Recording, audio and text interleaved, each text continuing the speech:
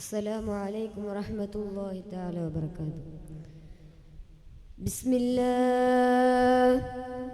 الله الرحمن الرحيم. الحمد لله رب العالمين. اللهم صل على سيدنا محمد وعلى آل سيدنا محمد كما صليت على إبراهيم وعلى آل إبراهيم في العالمين إنك حميد مجيد. بسم الله الرحمن الرحيم.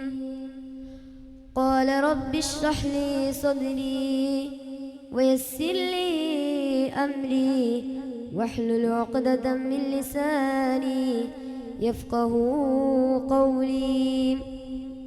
صدق الله العلي العظيم.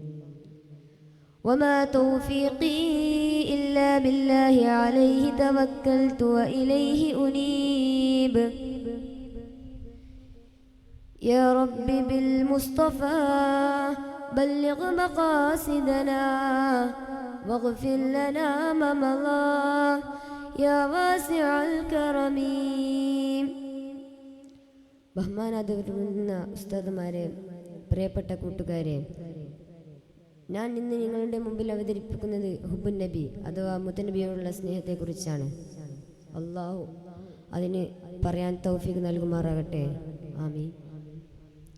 മുത്തനബി സല്ലല്ലാഹു അലൈഹി വസല്ലമ തങ്ങളെ സ്നേഹം വെക്കാതെ ഒരാൾ സ്വർഗത്തിൽ പ്രവേശിക്കുകയില്ല. അവിടുത്തെ സ്നേഹത്തിന് കുറേ ഉദാഹരണങ്ങളുണ്ട്. അതിലൊരു ഉദാഹരണമാണ് ഉവൈസുൽ ഖർനി റളിയല്ലാഹു അൻഹു. ഉവൈസ് റളിയല്ലാഹു അൻഹു നബി സല്ലല്ലാഹു അലൈഹി വസല്ലമ തങ്ങളെ ഹൃദയത്തിനുള്ളിനുള്ളിൽ പ്രേമിച്ചതാണ്. നബി തങ്ങളെ നേരിൽ കാണാത്തൊരു സ്വഹാബിയാണ്. അദ്ദേഹത്തിനൊരു ഉമ്മയുണ്ട്. ആ ഉമ്മാക്ക് തീരെ സുഖമില്ല. ആ ഉമ്മാനോട് ചോദിച്ചു, ഉമ്മ, ഞാൻ അള്ളാഹുവിൻ്റെ റസൂലിനെ കാണാൻ പോകട്ടെ എന്ന്. ഉമ്മ പറഞ്ഞു, മോനെ, തീരെ സുഖമില്ല, നീ പോയാൽ എന്ന് വരും. അപ്പോൾ ഉവൈസ് റളിയല്ലാഹു അൻഹു പറഞ്ഞു, ഇല്ല ഉമ്മ, ഞാൻ വേഗം വരും. അങ്ങനെ ഉമ്മാനോട് സമ്മതം ചോദിച്ചു ഉവൈസ് റളിയല്ലാഹു അൻഹു വീട്ടിൽ നിന്നിറങ്ങി.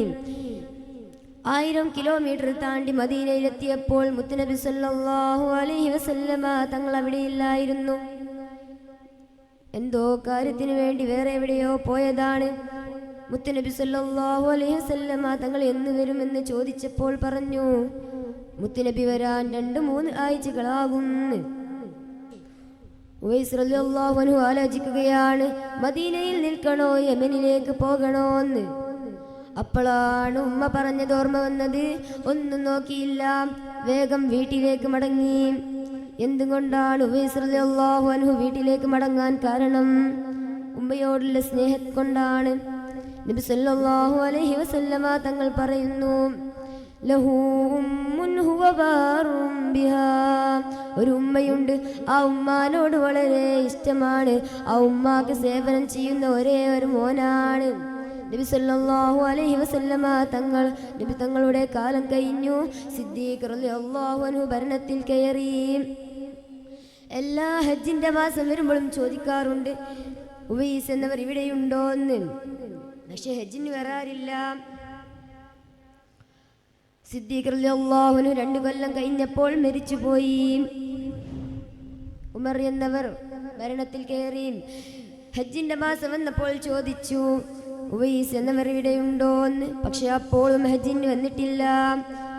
ഹജ്ജിന് വന്ന ഒരു സംഘം പറഞ്ഞു, ഞങ്ങളുടെ നാട്ടിലൊരു ഉവൈസ് ഉണ്ട്. അദ്ദേഹം ഒരു ആട്ടിടയനാണ്, ഞങ്ങളുടെ ആടിനെ മേക്കുന്ന ഒരാളാണ്. അപ്പോൾ ഉമർ റളിയല്ലാഹു അൻഹു ചോദിച്ചു, അദ്ദേഹം എവിടെയാണ്? എനിക്ക് അദ്ദേഹത്തെ ഒന്ന് കാണണം. ആ സംഘം പറഞ്ഞു, അദ്ദേഹം അങ്ങ് മലമഞ്ചേരിയിലാണ്, അങ്ങ് താഴ്വരയിലാണ്, അവിടെ പോയാൽ കാണാൻ കഴിയും. ഉമർ റളിയല്ലാഹു അൻഹു ഒരു കൈതപ്പുറത്ത് കയറി യാത്രയായി.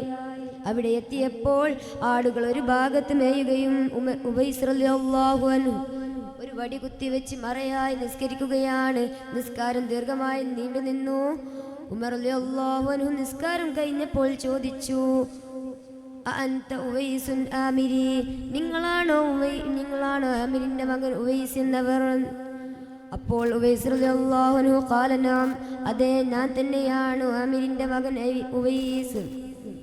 വീണ്ടും ചോദിച്ചു, നിങ്ങൾക്കൊരു സുഖമില്ലാത്ത ഉമ്മയുണ്ടോ? അപ്പോൾ അദ്ദേഹം പറഞ്ഞു, എനിക്ക് സുഖമില്ലാത്ത ഉമ്മയുണ്ട് എന്ന്. എനിക്ക് എൻ്റെ ഉമ്മാനെ വളരെ ഇഷ്ടമാണ്. ഉമർ റളിയല്ലാഹു അൻഹു വീണ്ടും ചോദിച്ചു, നിങ്ങൾ നിങ്ങളുടെ ശരീരത്തിൽ വയറിൻ്റെ ഭാഗം കാണിച്ചു തരുമോ എന്ന്. ഉബൈസ് റളിയല്ലാഹു അൻഹു വയറിൻ്റെ ഭാഗം കാണിച്ചു കൊടുത്തു. ഉമർ റളിയല്ലാഹു അൻഹു അപ്പോൾ പറഞ്ഞു, അതാ നിങ്ങളുടെ വയറ്റത്ത് ഒരു ദിർഹം നാണയത്തിൻ്റെ വലുപ്പത്തിൽ വെള്ളപ്പാണ്ടിൻ്റെ അംശങ്ങൾ ബാക്കിയാണ്.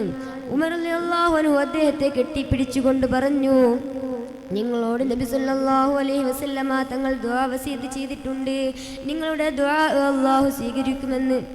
അല്ലാഹു അവരുടെ എല്ലാവരുടെയും ദുആഇൻ്റെ ബർക്കത്ത് കൊണ്ട് നമ്മളെ സ്വർഗ്ഗത്തിൽ ഒരുമിച്ച് കൂട്ടുമാറാകട്ടെ എന്ന് പ്രാർത്ഥിച്ചുകൊണ്ട് ഞാൻ എൻ്റെ വാക്കുകൾക്ക് വിരാമം കുറിക്കുന്നു. വാഖിർ ദഅവാന അൽഹംദുലില്ലാഹി റബ്ബിൽ ആലമീൻ. അസ്സലാമു അലൈക്കും വറഹ്മത്തുള്ളാഹി.